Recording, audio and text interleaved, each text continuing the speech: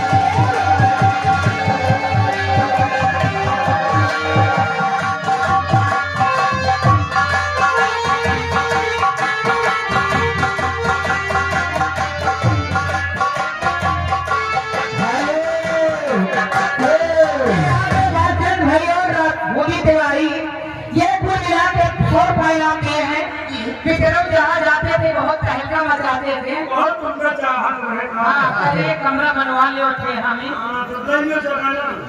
और आगे अनिल कुमार भैया दीनकर, इनकी तरफ से 50 रुपया व्यवहार और साथ साथ देखिए मैडम जी अनिल कुमार यादव कुलवा अच्छे खाने लिए 10 रुपया इनाम दे रहे हैं।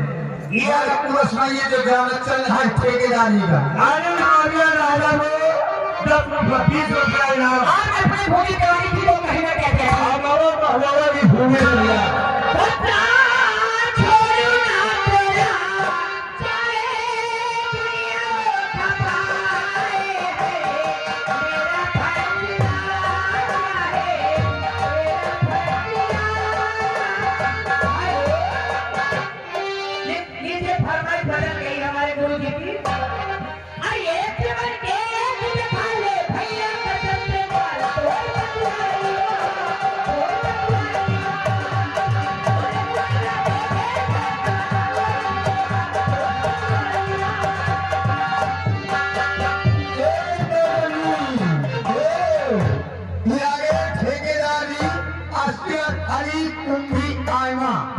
देखिए 50 रुपया इनाम है। बिस्तर के फूल सूख के इंतजार में गाना पूरा होना चाहिए।